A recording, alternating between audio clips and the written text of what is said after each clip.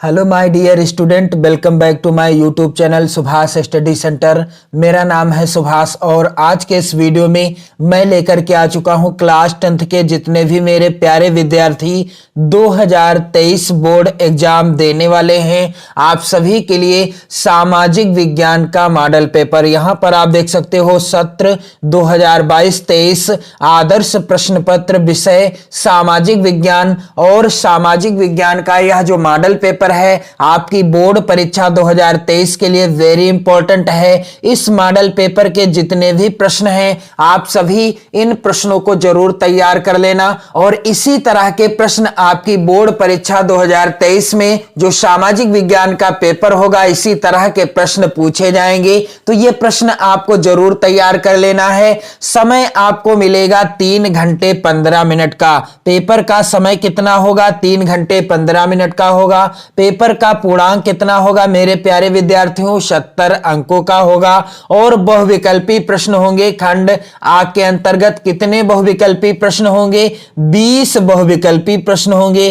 प्रत्येक प्रश्न 1 अंक का होगा, यानी कुल आपको यहां से बहुविकल्पी प्रश्नों से 20 अंक मिलने हैं। तो बहुविकल्पी प्रश्नों को भी आपको अच्छे से तैयार कर लेना है क्योंकि 20 नंबर बहुविकल्पी के आएंगे। प्रत्येक विषय में 20 नंबर बहुविकल्पी प्रश्न पूछे जाएंगे 20 नंबर के। तो यहां पर आप देख सकते हो पहला प्रश्न है, फ्रांस की क्रांति में मुख्य भूमिका किस वर्ग की थी? पहला विकल्प है कृषक वर्ग, दूसरा है कुलीन वर्ग, तीसरा है मध्यम वर्ग और चौथा है मजदूर वर्ग। तो फ्रांस की क्रांति में मुख्य भूमिका किस वर्ग की थी? इसका राइट आंसर है मेरे प्यारे विद्यार्थियों मध्यम वर्ग। फ्रांस की क्रांति में मुख्य भूमिका किस वर्ग की थी? मध्यम वर्ग की थी। अगला प्रश्न है, नगर निगम के प्रमुख को क्या कहते हैं? पहला विकल्प है चेयरमैन, दूसरा है विकल्प मेयर, तीसरा विकल्प है नगर प्रधान और चौथा विकल्प है नगर अधीक्षक। नगर निगम के प्रमुख को क्या कहते हैं? राइट आंसर है मेयर कहते हैं। अगला प्रश्न कह रहा है, हिंद स्वराज पुस्तक के लेखक हैं। कौन है हिंद स्वराज पुस्तक के लेखक? पहला विकल्प है सरदार पटेल, दूसरा विकल्प है यहां पर बाल गंगाधर तिलक, तीसरा विकल्प है महात्मा गांधी और चौथा है सुभाष चंद्र बोस। तो हिंद स्वराज, इस प्रश्न को मैंने कई बार आपको बताया है और इस मॉडल पेपर के जितने भी प्रश्न हैं अधिकांश प्रश्नों का आंसर मैंने आप सभी को बता दिया है ऑलरेडी ही। तो आप देखेंगे कि जो प्रश्न का आंसर आपको आता है तो आप कमेंट करके जरूर बताते जाएं। तो हिंद स्वराज पुस्तक के लेखक कौन हैं? महात्मा गांधी जी हैं। आप ध्यान दीजिएगा, महात्मा गांधी जी के द्वारा, इनके द्वारा यह पुस्तक लिखी गई थी। कौन सी? हिंद स्वराज। अगला प्रश्न वेरी इंपॉर्टेंट है, प्रथम विश्व युद्ध का प्रारंभ कब हुआ था? कह रहा है प्रश्न, प्रथम विश्व युद्ध का प्रारंभ कब हुआ था? 1914 में, 1949 में, 1919 में या फिर 1942 में? तो प्रथम विश्व युद्ध का प्रारंभ 1914 ईस्वी में हुआ था। कब? 1914 ईस्वी में हुआ था। अगला प्रश्न संख्या 5 है, पंजाब में भूमि निम्नीकरण का कारण है। क्या कारण है? पहला है विकल्प खनन क्रिया, दूसरा है वनोन्मूलन, तीसरा विकल्प है अत्यधिक सिंचाई और चौथा है अति पशुचारण। तो पंजाब में भूमि निम्नीकरण का क्या कारण है? इसका राइट आंसर है अत्यधिक सिंचाई के कारण पंजाब में भूमि निम्नीकरण की प्रक्रिया बढ़ती जा रही है या भूमि निम्नीकरण की प्रक्रिया जोरों पर है। अगला है प्रश्न, सर्वप्रथम विश्व व्यापार संगठन WTO किसके द्वारा शुरू हुआ?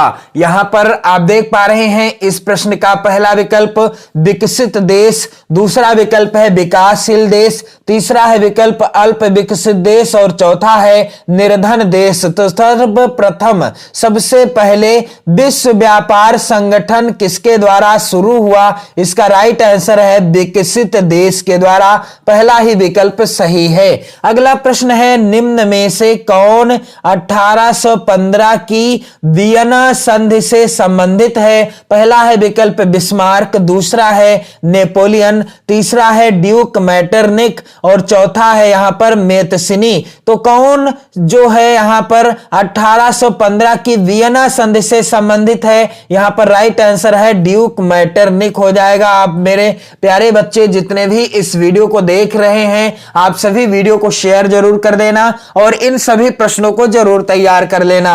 अगला प्रश्न है, सत्ता की साझेदारी के बेल्जियम मॉडल का मुख्य महत्व क्या है? यहां पर आप देख पा रहे हैं, पहला विकल्प है कि सभी जातीय समूहों से उनकी आबादी के अनुसार शक्ति साझा की गई। अगला विकल्प है सभी जातीय समूहों से उनकी आबादी के अनुसार शक्ति साझा नहीं की गई। और अगला है विकल्प तीसरा, संप्रदायों को समान प्रतिनिधित्व दिया गया। चौथा है उपरोक्त में से कोई नहीं। इसका राइट आंसर हो जाएगा मेरे प्यारे विद्यार्थियों, सभी जातीय समूहों से उनकी आबादी के अनुसार शक्ति साझा की गई। यहां पर पहला ही विकल्प क्या है? सही हो जाएगा।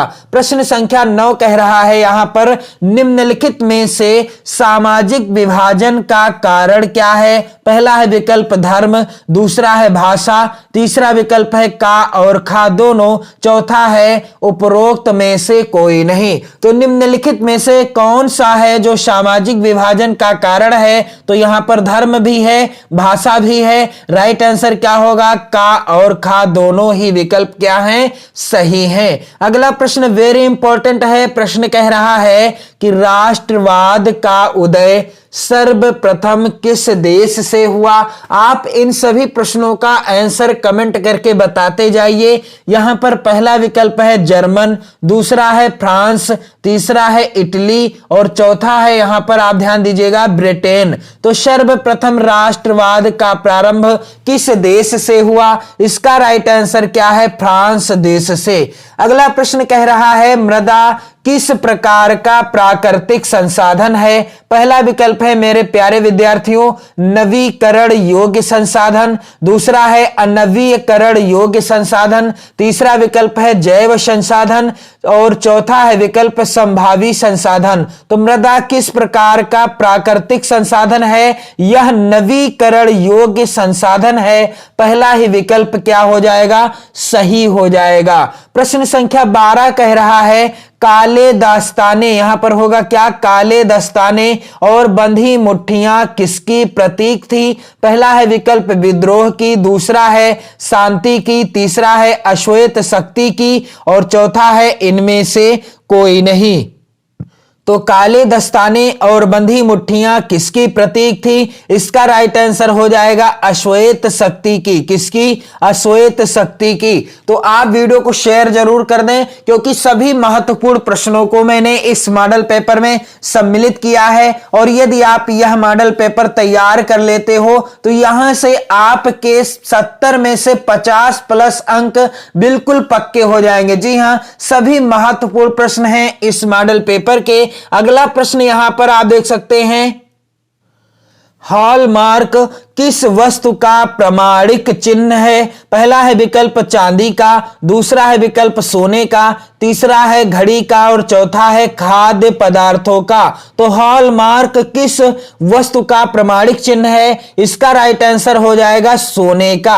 अगला प्रश्न है, यंग इटली सोसाइटी का संस्थापक कौन था? यहां पर पहला विकल्प है गैरीबाल्डी, दूसरा है बिस्मार्क, तीसरा है काबूर और चौथा है मैजनी। तो यंग इटली सोसाइटी का संस्थापक कौन था? यहां पर राइट आंसर हो जाएगा मेरे प्यारे विद्यार्थियों मैजनी।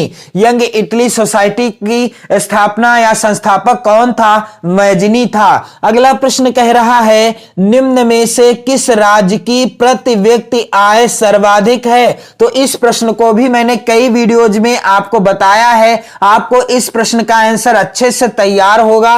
पहला विकल्प है हरियाणा, दूसरा है बिहार, तीसरा है राजस्थान, चौथा है मेघालय। तो निम्न में से किस राज्य की प्रति व्यक्ति आय सर्वाधिक है? सबसे ज्यादा है, यहाँ पर राइट आंसर हो जाएगा हरियाणा राज्य के जो व्यक्ति हैं, यानी प्रति व्यक्ति आय वहां की सर्वाधिक है। अगला प्रश्न है, निम्न में से कौन कॉफी उत्पादन के लिए प्रसिद्ध है? पहला है विकल्प विंध्य की पहाड़ियां, दूसरा है महादेव पहाड़ियां, तीसरा है नीलगिरी पहाड़ियां और चौथा है शिवालिक पहाड़ियां। तो निम्न में से कौन कॉफी उत्पादन के लिए प्रसिद्ध है? इसका आंसर आपको कमेंट करके बताना है। मेरे प्यारे विद्यार्थियों, इस प्रश्न का आंसर आप कमेंट करके बताइए। प्रश्न संख्या 17 है यहां पर, सामान्यतः किसी देश का विकास किस आधार पर निर्धारित किया जा सकता है? सामान्यतः किसी देश का विकास किस आधार पर निर्धारित किया जा सकता है? पहला है विकल्प प्रति व्यक्ति आय, दूसरा है औसत साक्षरता स्तर, तीसरा है लोगों की स्वास्थ्य स्थिति और चौथा है उपरोक्त सभी। तो यहां पर राइट आंसर क्या हो जाएगा कि सामान्यतः किसी देश का विकास किस आधार पर निर्धारित किया जा सकता है? राइट आंसर है उपरोक्त सभी पर। और यहां पर अगला जो प्रश्न कह रहा है, वेरी इंपॉर्टेंट प्रश्न है मेरे प्यारे बच्चों, चुनौती किसे कहते हैं? चुनौती किसे कहते हैं? बिल्कुल सिंपल सा प्रश्न है। विकल्प क्या है? पहला है विभिन्न प्रकार के संघर्ष, दूसरा है विभिन्न तरह की मुश्किलें, तीसरा है लोकतांत्रिक व्यवस्था और चौथा है उपरोक्त सभी। तो चुनौती किसे कहते हैं? विभिन्न तरह की जो मुश्किलें आती हैं उन्हें ही क्या कहते हैं? चुनौती कहते हैं। अगला प्रश्न है यहां पर, गोंडवाना कोयला का जमाव किस क्षेत्र में नहीं पाया जाता है? पहला विकल्प है दामोदर घाटी, दूसरा है सोन घाटी, तीसरा है महानदी और अगला है चंबल घाटी। तीसरा क्या है? महानदी घाटी, चौथा है चंबल घाटी। इस प्रश्न का भी आंसर आपको कमेंट करके बताना है मेरे प्यारे विद्यार्थियों। इस प्रश्न का आंसर आप कमेंट करके जरूर बताइएगा। अगला प्रश्न है, जलोढ़ मिट्टी में किसकी अधिक मात्रा होती है? पहला विकल्प है पोटास, दूसरा है चूना, तीसरा है फास्फोरस और चौथा है सभी की। तो राइट आंसर क्या होगा कि जलोढ़ मिट्टी में किसकी अधिक मात्रा होती है? राइट आंसर है सभी की। तो यहां पर आपने देखा 2023 बोर्ड एग्जाम में सामाजिक विज्ञान में ही नहीं बल्कि सभी विषयों में 20 प्रश्न आएंगे बहुविकल्पी, और यह जो पेपर है सामाजिक विज्ञान का है, जैसा कि मैंने आपको बताया भी है। तो 20 प्रश्न इस बार आएंगे बहुविकल्पी, 20 नंबर के होंगे, यानी प्रत्येक प्रश्न 1 अंक का होगा। तो आप वीडियो को शेयर जरूर कर देना। इसके बाद आएंगे वर्णनात्मक प्रश्न, जिसमें वर्णनात्मक प्रश्न होंगे 2 तरह के। सबसे पहला होगा यहां पर, जिनका आपको उत्तर देना है लगभग 80 शब्दों में। पहला प्रश्न है, प्रथम विश्व युद्ध के पश्चात होने वाली महामंदी के कारणों की समीक्षा कीजिए। वेरी इंपॉर्टेंट प्रश्न है आपकी बोर्ड परीक्षा 2023 के लिए। और जो 80 शब्द हैं यहां पर दिए गए हैं 80 शब्द, तो आपको उत्तर इनका लिखना है 80 शब्दों में ही। इस चीज का आपको विशेष ध्यान देना है। और प्रत्येक प्रश्न है 4 अंक का। यहां पर जो वर्णनात्मक फर्स्ट टाइप के प्रश्न आएंगे, प्रत्येक प्रश्न होगा 4 अंक का। अथवा में प्रश्न दिया गया है 1928 से 1934 के मध्य होने वाली महामंदी का भारतीय अर्थव्यवस्था पर पड़ने वाले प्रभावों की समीक्षा कीजिए। यह भी वेरी इंपॉर्टेंट है। और दूसरा प्रश्न है, सत्ता की साझेदारी लोकतंत्र की आत्मा है, इस कथन की विवेचना कीजिए। अथवा में प्रश्न है, जाति में राजनीति एवं राजनीति में जाति की भूमिका की विवेचना कीजिए। यह भी वेरी इंपॉर्टेंट प्रश्न है 2023 बोर्ड परीक्षा के लिए। और यहां पर जो तीसरा प्रश्न है, इस प्रश्न को आप जरूर तैयार कर लेना। आर्थिक विकास के लिए ऊर्जा एक आधारभूत आवश्यकता है, इस कथन के परिप्रेक्ष्य में ऊर्जा संरक्षण हेतु अपनाए जाने वाले उपायों पर अपना मत स्पष्ट कीजिए। अथवा में प्रश्न आया है वेरी इंपॉर्टेंट, परिवहन तथा संचार के साधन किसी भी देश की जीवन रेखा तथा अर्थव्यवस्था क्यों कहे जाते हैं? तर्क सहित उत्तर दीजिए। और अगला प्रश्न है यहां पर प्रश्न संख्या 4 कि बहुराष्ट्रीय कंपनियां अपने उत्पाद की उत्पादन लागत कम बनाए रखने के लिए किस प्रकार का प्रबंधन करती हैं? विवेचना कीजिए अथवा अच्छे बाजार के प्रमुख लक्षणों की संक्षेप में विवेचना कीजिए। यह भी वेरी इंपॉर्टेंट प्रश्न है। इसके बाद प्रश्न आएंगे वर्णनात्मक 2 यानी वर्णनात्मक सेकंड टाइप के प्रश्न, जिनका आपको उत्तर लगभग 150 शब्दों में देना होगा। यहां पर 5वां प्रश्न वेरी इंपॉर्टेंट है। प्रश्न कह रहा है महात्मा गांधी द्वारा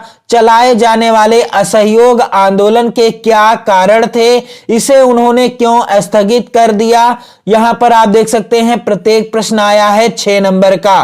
तो जो दूसरे टाइप के प्रश्न होंगे यानी वर्णनात्मक जो सेकंड टाइप के प्रश्न होंगे, इनका आंसर आपको 150 शब्दों में देना होगा, जिसके लिए आपको 6 नंबर यहां से मिलेंगे। अगला वेरी इंपॉर्टेंट प्रश्न है सत्याग्रह का क्या अर्थ है? सत्याग्रह पर महात्मा गांधी के क्या विचार थे?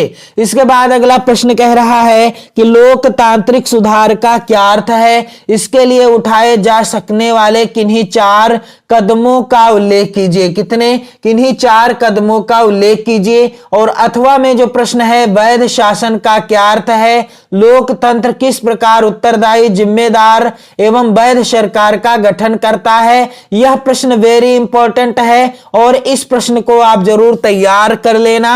और इसके बाद अगला प्रश्न संख्या 7 है वैश्वीकरण का क्या अर्थ है? वैश्वीकरण का कृषि पर पड़ने वाले प्रभावों का वर्णन कीजिए। अथवा में प्रश्न आया है भारत में पाए जाने वाले मोटे अनाजों का उल्लेख करते हुए इन अनाजों की पैदावार के लिए उपयुक्त या उपयुक्त भौगोलिक परिस्थितियों का वर्णन करिए। अगला प्रश्न संख्या 8 है कि असंगठित क्षेत्र के श्रमिक सामाजिक भेदभाव के भी शिकार हैं। क्या आप इस कथन से सहमत हैं? कारण सहित उत्तर लिखिए। और अगला प्रश्न है अथवा में कि मानव विकास सूचकांक क्या है? मानव विकास नापने वाले मूलभूत अवयवों का वर्णन कीजिए। और इसके बाद प्रश्न संख्या 9 आएगा मानचित्र से संबंधित, जिसमें 9 का के अंतर्गत है प्रश्न निम्नलिखित स्थानों को भारत के रेखा मानचित्र में यहां पर चिन्ह दिया होगा, चिन्ह के द्वारा नाम सही दर्शाइए। सही नाम तथा सही अंकन हेतु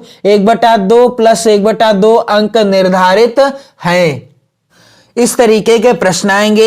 वह स्थान जहां जलियांवाला बाग हत्याकांड हुआ, वह स्थान जहां से गांधी जी ने नमक बनाना प्रारंभ किया, वह स्थान जहां नील की खेती करने वाले किसानों ने आंदोलन किया, और वह स्थान जहां सूती मिल श्रमिकों ने सत्याग्रह किया। अगला है वह स्थान जहां दिसंबर 1920 में भारतीय राष्ट्रीय कांग्रेस का अधिवेशन हुआ। तो इन सभी प्रश्नों को भी तैयार कर लेना है। इनको आपको मैप में भरना होगा, जो आपको मैप मिलेगा आपकी बोर्ड परीक्षा में। इसी तरह के जो प्रश्न आएंगे इनका आंसर आपको फिल करना होगा मैप में। और अगला जो प्रश्न है 9 ख के अंतर्गत, यहां पर जो दृष्टिबाधित प्रश्न है इनसे आपसे कोई मतलब नहीं है। 9 ख के अंतर्गत भी आपको मानचित्र से रिलेटेड प्रश्न देखने को मिलेगा।